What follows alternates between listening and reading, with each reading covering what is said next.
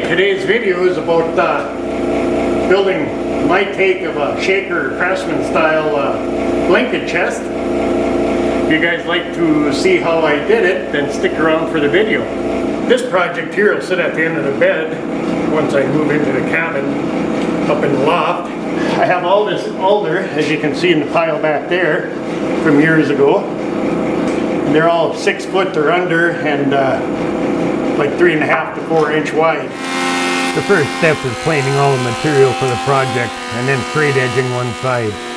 You could also use pre-planed and edged lumber from the big boxes, or as it's called S4S or S3S in the case of what I'm doing.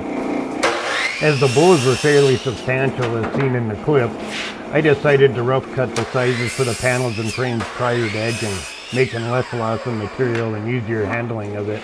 Just getting the shop and tools set up, I thought this would be a great first project for the cabin.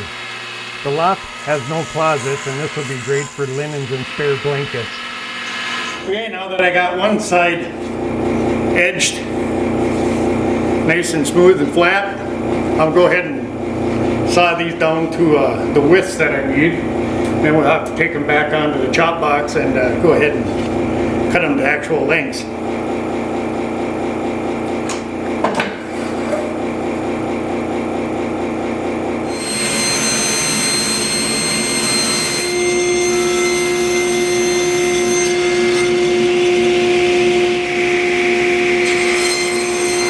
Now I got to cut those face frame parts down to the actual lengths, keeping in mind that I'm going to do a simple tongue and groove joint on the rails and stiles. So on the rails I'll have to add 1 inch because I'm going to do a 1/2 inch deep groove, and then same thing with the intermediate one on the front and back rail, or style I should say.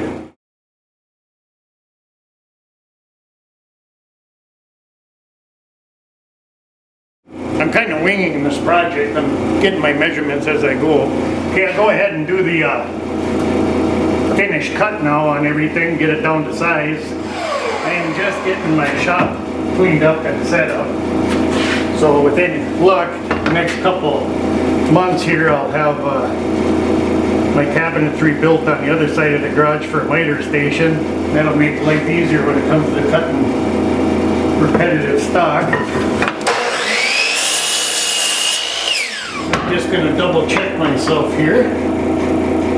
This is going to be 1 inch longer than I want, so I'm just going to double check myself to make sure. It's supposed to be 16 1/4, so it should be 17 1/4, dead on. Okay, there's one side. Okay, now I got my fence set at 1/4 inch. I got my dado stack on of 1/4 inch, and we're using 3/4 inch material. So after setting it up and trying a couple pieces, I got my groove. This is where all the face frames will all be assembled. And the panels sitting in here for the raised panel section of the chest. Just a lot of monkeying around. After I get all these grooved, then what I'll have to do is notch this for a tenon to slide in.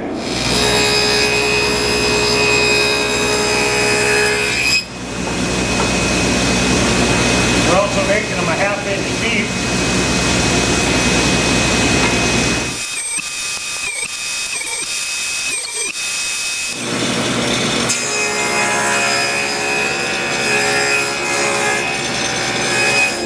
Just a simple little joint there.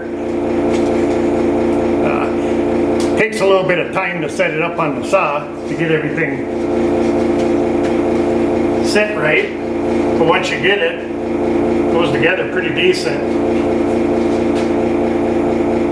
So we'll put this block on so I don't have to ride the fence all the way into the saw blade. Otherwise I get a chance of it twisting and binding. So run it basically like that.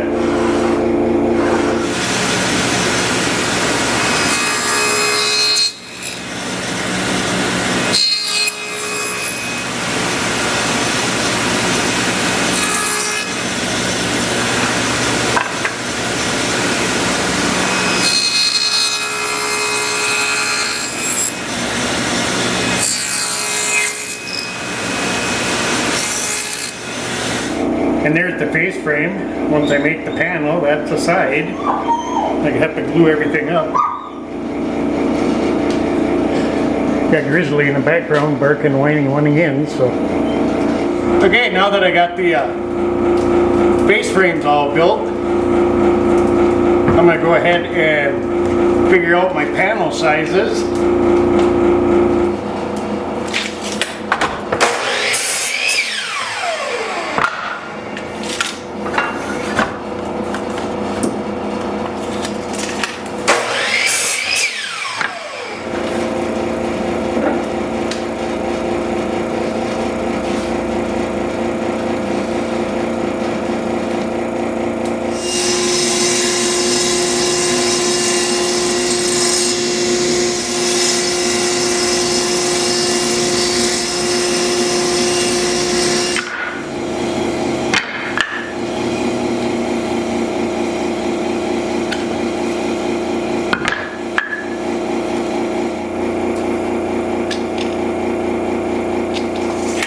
Okay, for the next step, I just do a line across, or a big X, and I label them 1, 2, 3, 4, and 5. Because then I go ahead and on the shaper on my seams, I put 1 in, 2 out, 2 in, 3 out, 3 in, 4 out, 4 in, 5 out. And that should give me a beautiful joint with no gappage from my table saw or anything.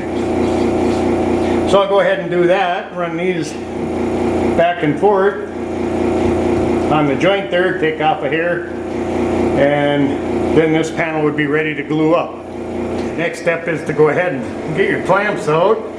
I only got these pipe clamps, I don't have bar clamps or anything, so I see a lot of YouTubers that only glue one side up, and that's probably fine, but I like making sure I have 100% coverage with my glue, so I go ahead and glue up both sides. So I use Type Bond Type 3, so I think you got about a 10-minute window before this stuff starts setting up. And then just make sure all my panels are flush. And then I go ahead and tighten them down a little bit more. You don't need to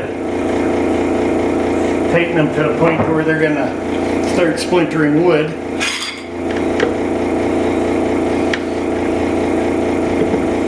And then I just take and wipe off the squeeze-out.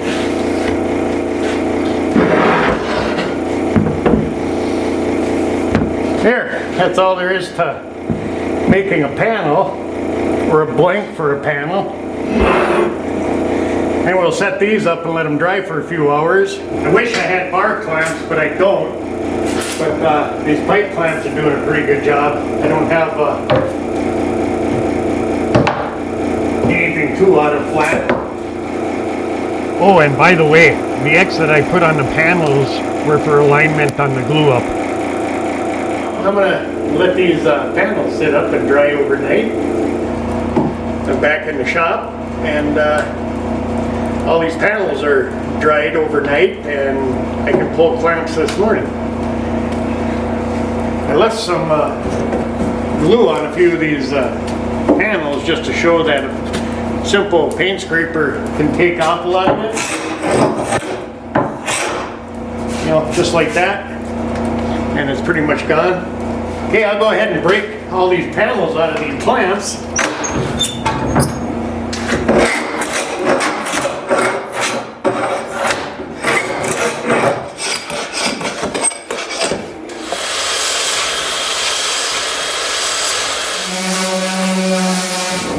Because I already know my groove is a 1/2 inch deep, so all I basically do is measure the inside and add 7/8 of an inch. In this case, I end up with a panel 13 1/4 wide by 14 7/8 tall. Using my little miter gauge, because I don't have a groove in my tabletop yet, I'm going to go ahead and square up the panels.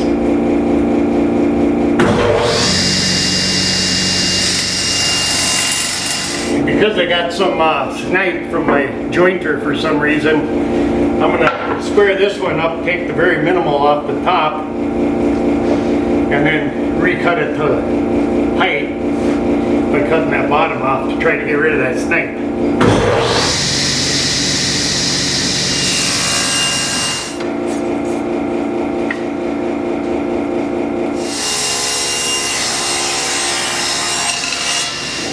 Okay, there's one panel. I was able to cut out that snipe that I had on it from the jointer and the panel square.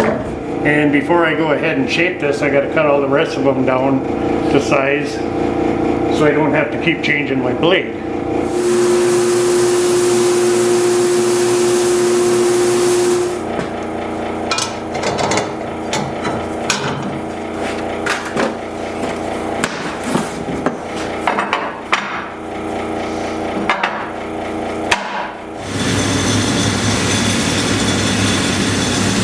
I usually start out with the end grain because when you run a blade across you end up with some tear out. But by running it the end grain first, you take care of it on the next pass from the side. Same thing with this, and then it's the side. You don't get as much tear out when you're doing the rip.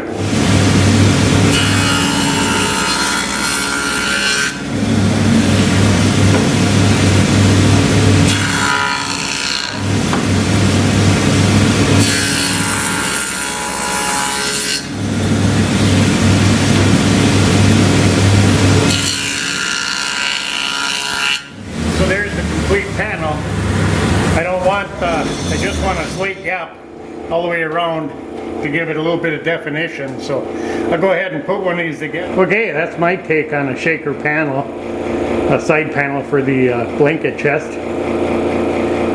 This is going to go in the cabin. There's not going to be much storage up there in the loft, so I figured this would fit good for linens on the end of my bed. I got these pieces all laid out in the directions of the grains that I want. Then I'm going to go ahead and take a little brush and just brush tenon section of it and get both pieces done at the same time so we can move right along. And back to the same thing, I always tend to glue both sides of the glue surface. So now what I'm going to do is just go ahead and hit the last couple inches of the groove. Again, try not to get any glue onto where the panel sits, because that's got to move freely.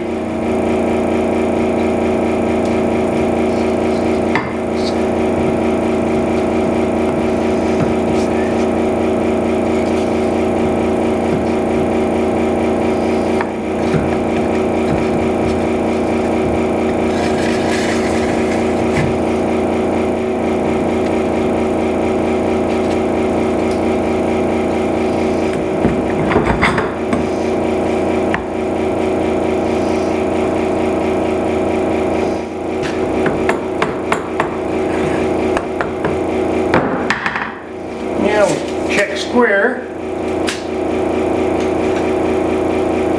25 3/4, 25 3/4, dead on. And then what we'll do is this is the bottom, because we're going to have a little shoe going across it. We want to center these panels. It should have roughly a 1/4 inch. And we're going to take this little 23 gauge micro nailer. I got 5/8 inch nails in there, and all we're going to do is pin that panel so it don't rattle. We want it to move around, and they make balls that fit in the grooves, but I don't have any. They're made out of foam so that they'll hold the panel in loosely, and as seasonal shrinking and expanding happens, they'll squash or expand. So there, that's all you need to do. There's a raised panel. After the panels are dried, it's time for more sanding. Edges, fronts, and backs. I then mark for the length and width of the bottom by placing the sides on the front panel, mark and measure. The same for the width. Then cut the bottom to measurement, and of course, more sanding. The panel's all laid out. I can then mark for my biscuits.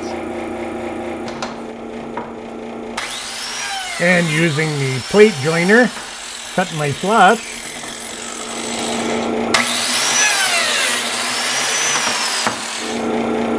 To this point, it's been about 3 days with dry time and such for the glue. Not a hard 3 days, but anticipation was building. Even Grizzly felt it. Hey, that's not right.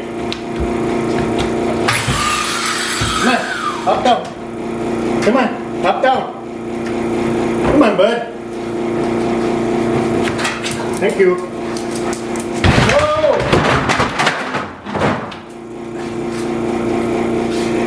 Well, that was quite the incident. Anyhow, that was Grizzly. He's a 14-month-old German Shepherd, just full of energy, as you could see. Not real well behaved and stubborn as heck. He's looking at me right now like, what did I do? No. No. Stay down. But no big damage done or anything. It was one little scratch, so I'm going to get on with building this.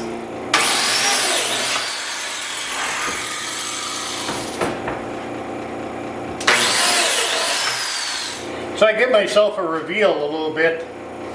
So these back and front panels, the two long ones here, will sit just a hair proud of the two side panels.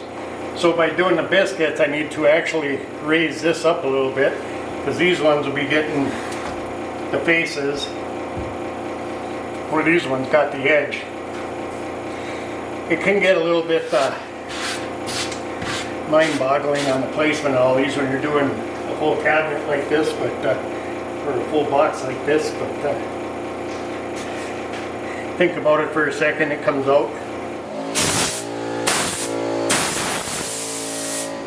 Yeah, I figured I would go ahead and dry fit everything due to the how many biscuits are going in here, because once I get the sides on without the biscuits in, won't be able to get the bottom in because everything will be wedged. So I figured it was best to do it this way.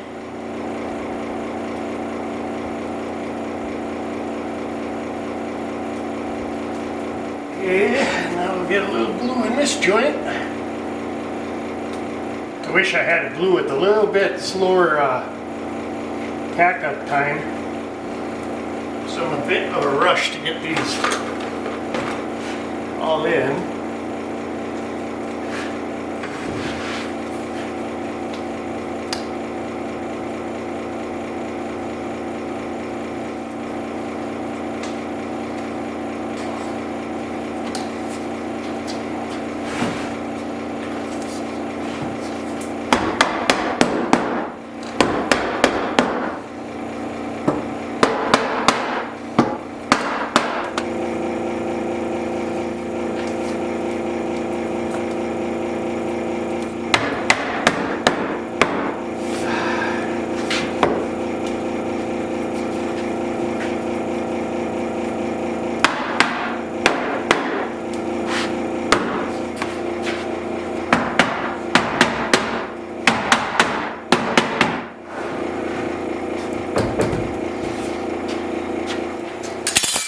Well, that was kind of a pain, but I got plenty of glue squeeze out everywhere. Maybe a little bit more sanding, but that's all right. More sanding, the finer it gets. And after the clamps come off, one more time of sanding.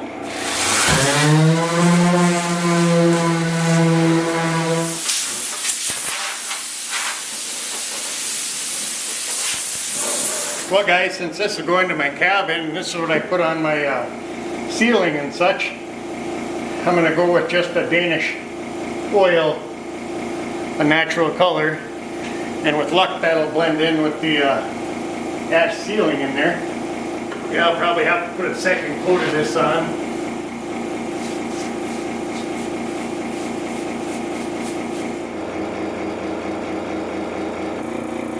So after staining it and looking at it for a bit, I decided to put a base shoe all the way around here to raise the cabinet up a bit. It's just a 1x3 attached with a few 15 gauge nails and biscuits.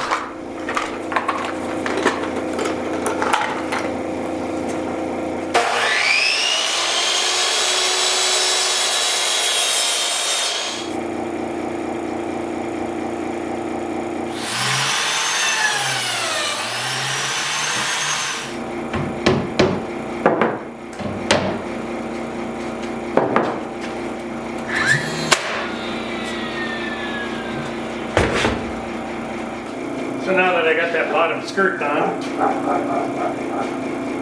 I can start working on the top.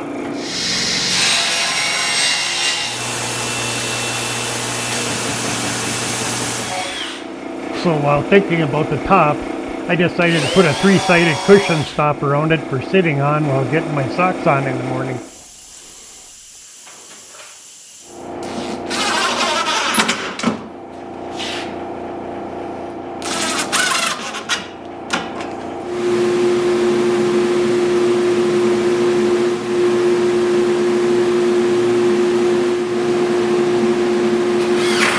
Okay guys, after multiple failed attempts, I finally used the